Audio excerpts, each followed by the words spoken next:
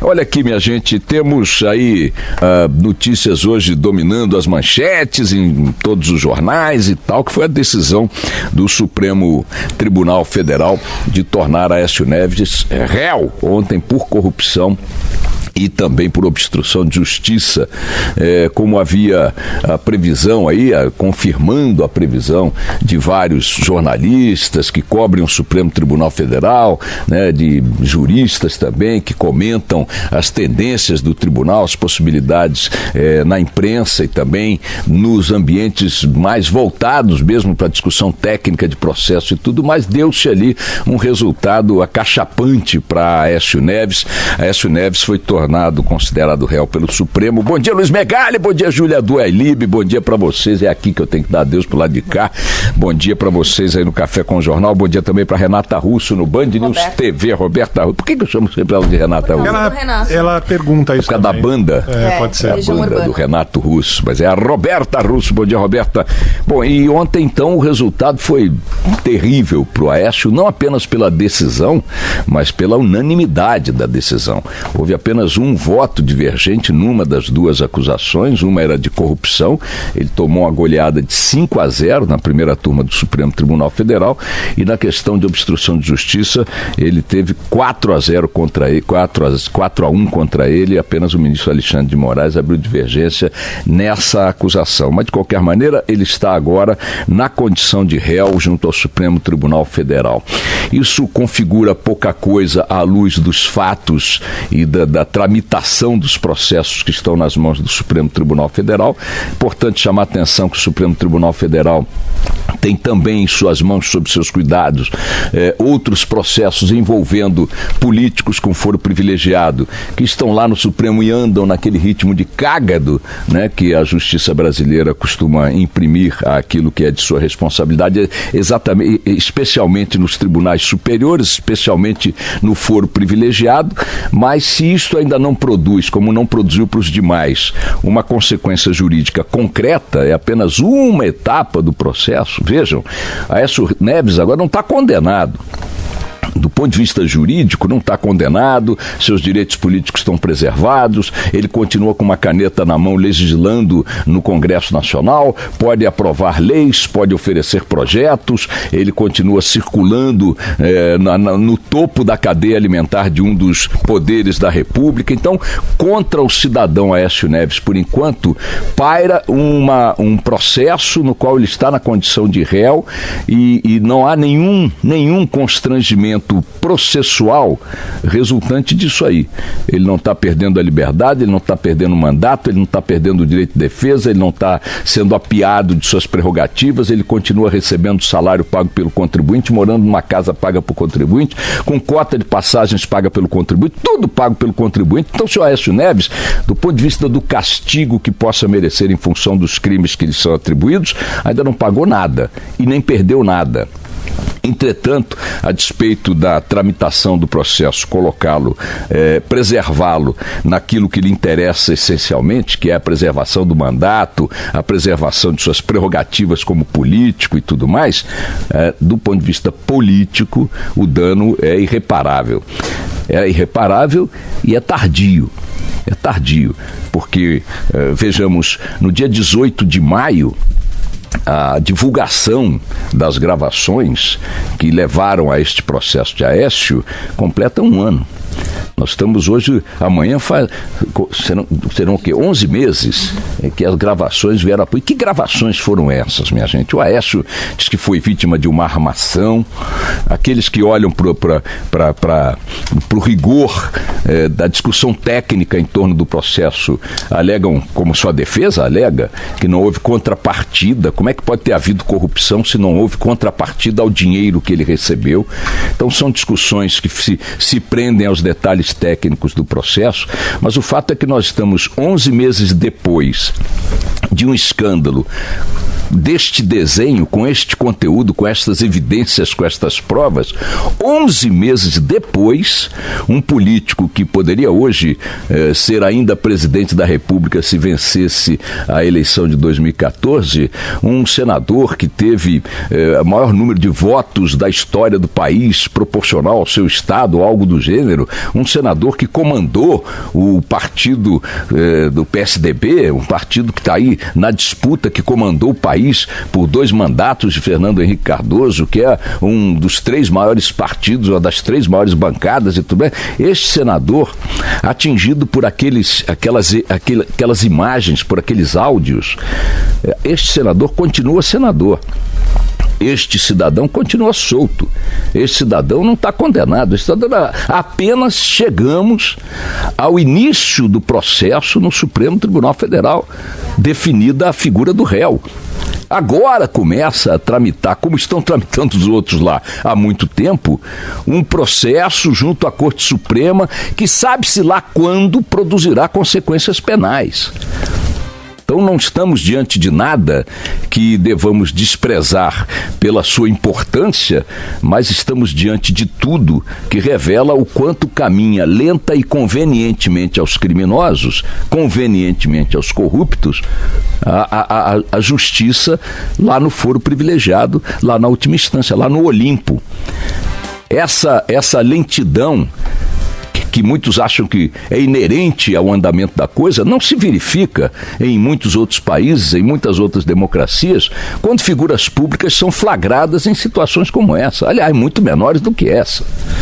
A gente tem que olhar como um avanço de toda a luta contra a corrupção o que aconteceu ontem no Supremo Tribunal Federal. Afinal de contas, está réu perante essa corte agora um dos políticos de maior notoriedade do Brasil nos últimos tempos, mas também tem que olhar com a preocupação de sempre para a demora no andamento, no minueto, que, afinal de contas, o que interessa nesse minueto é que ele produza consequências concretas.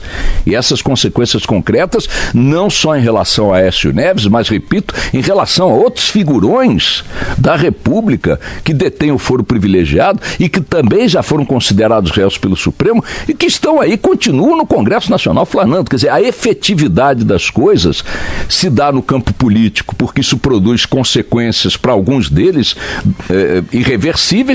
Outros se reelegerão, hein? Outros se reelegerão. E se não se reelegerem, influenciarão significativamente as eleições em seus redutos. Réus no Supremo, considerados suspeitos, né? Investigados, envolvidos em processos na condição de réu por crimes gravíssimos e que continuam preservados em seus direitos para continuar influindo na política brasileira. E não se sabe quando esta prerrogativa, este privilégio cessará, porque também não se sabe quando o Supremo baterá o martelo no final, porque até hoje, registre-se, esses processos não chegam a nada em menos de 10 anos, 9 anos, 5 anos, 20 anos e por aí vai. O Aécio começou ontem a ser julgado como réu no Supremo Tribunal Federal e talvez chegue à idade que Paulo Maluf tem hoje até ser julgado em instância finalíssima. O martelo que tem que bater para dizer se Aécio Neves tem que pagar uma pena ou não, como um criminoso que pode vir a ser classificado como tal, julgado como tal, essa definição não está no horizonte visível da sociedade brasileira. De tal forma que a gente tem que ficar levando como coisa definitiva ou mais relevante de todas o dano político causado a ele. Dano político este que será medido na eleição, caso ele não se reeleja ou não consiga um outro mandato ou coisa do gênero, mas a punição aplicável aos criminosos envolvidos em corrupção na política brasileira, essas punições não chegam, demoram, se arrastam, não são definidas. Vejam, a própria discussão em torno a própria linha de defesa do Aécio, de seus advogados e tudo mais, questionam até a concretude do crime cometido. Você tem um áudio em que o senador discute dinheiro com um investigado pela Lava Jato, Esse dinheiro foi entregue em malas, com dinheiro em espécie, 4 malas de R$500 mil, transitando para cima e para baixo, entregues a emissários do senador, a uma irmã do senador, a um primo do senador, a assessores do senador. E como se isso fosse pouco, a defesa pergunta qual foi o crime. Porque ele não deu a contrapartida a esse crime. Ora, ele não deu a contrapartida a esse crime porque o flagrante foi feito. Ele não deu a contrapartida a esse crime porque a polícia chegou antes dele dar. Ou será que ele recebeu aquele dinheiro todo daquela maneira para fazer o quê? Sexo com o Joesley Batista? Por R$2 milhões? É o Michê mais caro do planeta de todos os tempos. É engraçado que ainda haja possibilidade de sobrevida, não digo nem política, essa aí está, no meu ponto de vista, liquidada. Aécio Neves está morto politicamente, mas sobrevida jurídica para uma pessoa, um cidadão como qualquer um de nós, que chega tão longe na montagem, na preparação de um crime, e discute-se que ele tem que ser tratado como santo ou como inocente, porque o crime não foi materializado. É como se a polícia chegasse ao covil de assaltantes de bancos, encontrasse o mapa de uma agência, de um cofre do Banco do Brasil no Ceará, às vésperas daquele ataque ao Banco Central do Ceará, lembro que foi um dos assaltos maiores da história do Brasil, chegasse na véspera no covil dos bandidos, encontrasse o mapa do cofre, encontrasse armas, encontrasse explosivos, conseguisse telefonemas entre eles gravados com autorização da justiça articulando o assalto, conseguisse o nome dos seus comparsas dentro do banco ou na própria polícia e tal, tudo isso armado para fazer o assalto no dia seguinte. Como chegaram na véspera e deram o flagrante, eles vão argumentar que não concretizaram o crime. Ah, valeu, então vocês são inocentes, solta. Não teve crime? Claro que teve crime. Ah, mas a materialidade, que mais não é materialidade, é mais materialidade do que 4 malas com R$500 mil andando para cima e para baixo? Mais materialidade do que aquela conversa no telefone entre um senador da República e um investigado, hoje preso com tornozeleira, sei lá qual é a condição do seu Joesley Batista, já investigado à época? Onde é que enfia essa conversa? Onde é que enfia essas malas? Se essa discussão sobre a inocência de Aécio Neves, como ele tem sustentado, merecesse algum crédito? Onde é que bota isso tudo? De qualquer maneira, o que resulta da mistura, da gororoba desses fatos todos políticos e jurídicos é o seguinte: mais uma vez, aos trancos e barrancos, contra forças poderosíssimas e num ritmo enervante, desesperador da justiça brasileira, especialmente na última instância, especialmente no foro privilegiado, as coisas estão caminhando. Vejam que de uma forma ou de outra, aos poucos os peões, né, as peças do tabuleiro de xadrez da corrupção, pelo menos as mais visíveis, vão tombando. Muita gente acha que é pouco, muita gente acha que já devia ter andado muito mais, muita gente acha que a corrupção continua sobrevivendo de forma estruturada, sistêmica no Brasil. Tudo isso é verdade, mas muita gente, e eu me incluo entre elas, olha para isso como algo que nunca tinha visto antes. O Brasil mudou, a realidade brasileira mudou e não tem volta. Um detalhe importante que alguns analistas pegaram hoje nos seus comentários, na imprensa, sobre a decisão de ontem relativa ao Aécio, não foi nem o que aconteceu com o Aécio ou o que virá a acontecer, porque de concreto, repito, não aconteceu nada. Ele é réu no Supremo, mas não aconteceu nada. Se ele quiser sair agora de casa e ir para o Senado, propor uma lei que confisca a poupança das pessoas, ele vai lá e propõe a lei.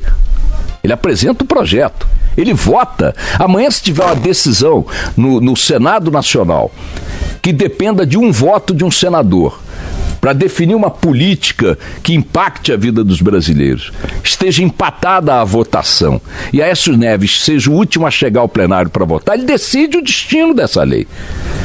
Então o senhor Aécio Neves continua com poder para chuchu, continua com prerrogativa para chuchu. Continua 0 de vítima para chuchu. O dano dele é político, porque a política caminha por outros caminhos, vai por outras vias. Mas do ponto de vista jurídico, Sua Excelência está muito bem, obrigado, e assim deverá permanecer por muito tempo, como os outros que lá estão permanecem. Mas, de qualquer maneira, o avanço do combate à corrupção, mesmo com esse enfrentamento contra forças poderosíssimas em todos os setores da vida nacional, especialmente dentro do próprio judiciário. Apesar disso tudo, o avanço é inegável. A discussão de ontem, que alguns analistas, repito, estão destacando esse detalhe como sendo o fundamental, é que os ministros da primeira turma validaram as delações da JBS, né? Não o acordo de delação que está cancelado, mas as provas decorrentes desse acordo. Então, o acordo, ao ser cancelado por causa da promiscuidade ali no envolvimento daquele Marcelo Miller, da Procuradoria-Geral da República, assessorando o Joesley, assessorando a JBS, preparando ali as arapucas ou o que seja, tentaram melar as provas e as informações obtidas através da delação da JBS, alegando que elas estavam corrompidas pelo envolvimento do procurador Marcelo Miller.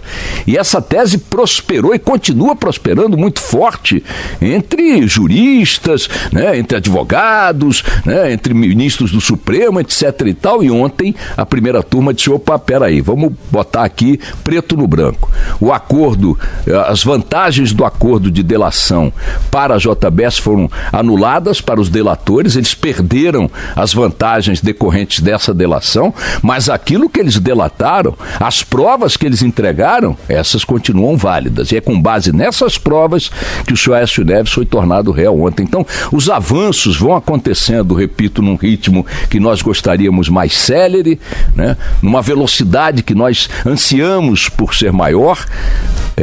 Tudo bem, que as punições ainda não aconteceram, cadê a cadeia para essa gente, cadê as penas para essa gente, mas mesmo assim, a despeito disso tudo, é inegável que a luta contra a corrupção no Brasil está avançando e que o país é outro.